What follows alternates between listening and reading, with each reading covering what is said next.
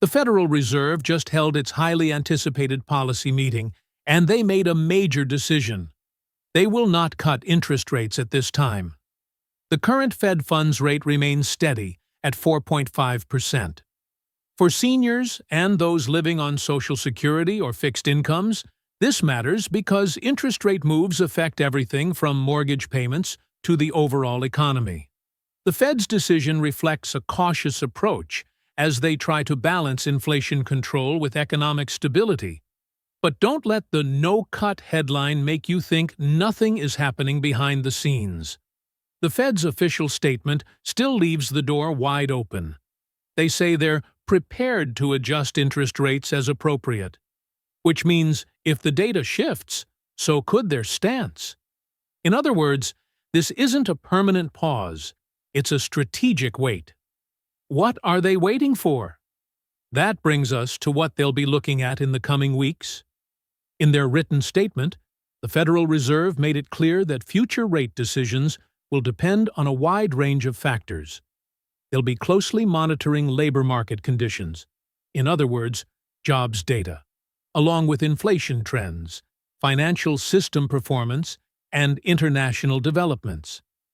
This last one is especially important, as it refers to ongoing tariff policies and trade relationships with countries like China and others.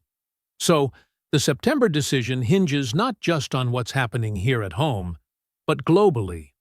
Why does that matter to us? Because international factors like tariffs can indirectly affect prices at the grocery store, gas pump, and pharmacy, places where seniors and Social Security recipients already feel financial pressure. If inflation rises due to import costs, the Fed might have to act fast. But if things calm down, they could afford to cut rates. It's a delicate balancing act, and all eyes are on how these pieces fit together in the weeks ahead. When Jerome Powell, the chair of the Federal Reserve, was asked directly whether a September rate cut is on the table, his answer was cautious, but telling. He said no decision has been made, and emphasized that the Fed does not decide in advance. They want to see 2 more months of employment and inflation data before making a move. This shows the Fed is focused on real-time evidence, not speculation. For viewers on Social Security, this means we're entering a critical waiting period. Whether or not we see rate relief in September depends on upcoming data releases in August. If job growth slows or inflation cools significantly, a cut becomes more likely. But if those numbers stay strong or move in the wrong direction, we could see rates hold steady, or even increase later. Powell's message was clear. We'll wait for the full picture before we act. Now let's talk about how Wall Street reacted. Before Powell's press conference, the market was pretty optimistic. There was a nearly 60% chance of a September rate cut. But after hearing Powell speak, confidence fell. The CME Fed Watch tool now shows just a 46% chance of a cut. That's a big swing, and it tells us that investors are reading Powell's words as more cautious than they had hoped. This shift is important for people who are retired or living on limited incomes. The stock market often reacts to these expectations, which can affect retirement portfolios and annuities. It also signals how banks and lenders will behave in the short term. If the markets think rates will stay high, borrowing remains expensive, which trickles down to everything from car loans to credit cards, especially for seniors already feeling squeezed. One of the big talking points at this meeting was tariffs. Now, Powell acknowledged that more trade deals have been signed and tariff rates are becoming clearer. But he also warned that there is still a lot of uncertainty. Even though we now know the rates, the real question is how these tariffs will affect the broader economy, especially inflation. Until those impacts become clear, Powell says it's too early to take aggressive action. This uncertainty is a big reason why the Fed is taking a wait-and-see approach. For everyday Americans, tariffs can drive up the cost of imported goods, from clothing to electronics. But if these costs stabilize, it gives the Fed more breathing room to cut rates and support the economy. The takeaway? Even with some answers in hand, the full picture isn't clear enough for the Fed to make big moves just yet. When asked what specific economic indicators the Fed wants to see before cutting rates, Powell was vague, but strategic. He said they will consider the totality of the evidence, which basically means they're not looking at just one number. Still, we know what really drives their decisions: inflation and labor market strength. These are the core of the Fed's dual mandate, keeping prices stable and promoting maximum employment. For seniors, this is vital to understand. Inflation data tells us how fast the cost of living is rising, affecting food, housing, and health care. Labor data tells us how strong the job market is, which influences overall economic health. If these numbers come in weak in August, that gives the Fed room to ease interest rates. But if they stay strong, the Fed may hold back, even if it means continued pressure on borrowing costs. Another question at the press conference was about the weakening dollar. The U.S. dollar has declined noticeably this year, but Powell downplayed its significance. He said the dollar isn't a major focus of the Federal Reserve right now, and that the Treasury Department, not the Fed, is the one responsible for dollar policy.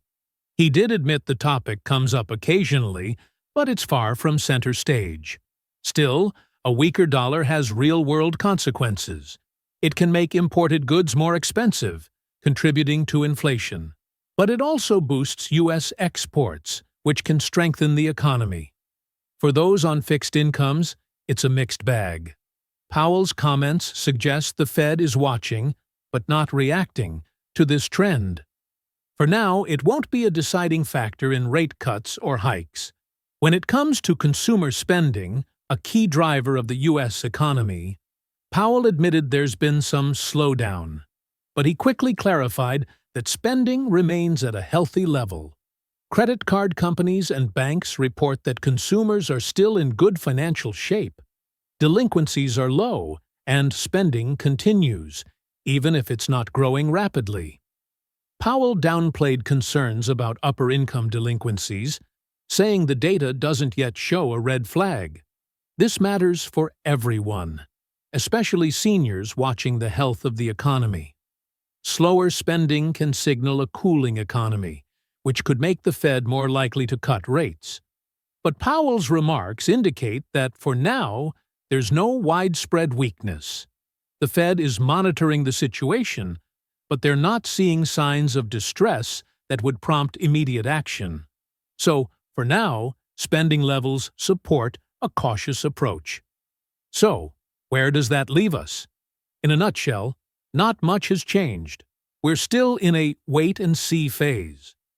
Powell and the Fed have made it clear they need more data before deciding on a rate cut in September. While markets hoped for a stronger signal, the reality is that everything hinges on the economic numbers we'll get in August. Inflation, jobs, and trade impacts will shape what happens next. For seniors, this continued uncertainty can be frustrating.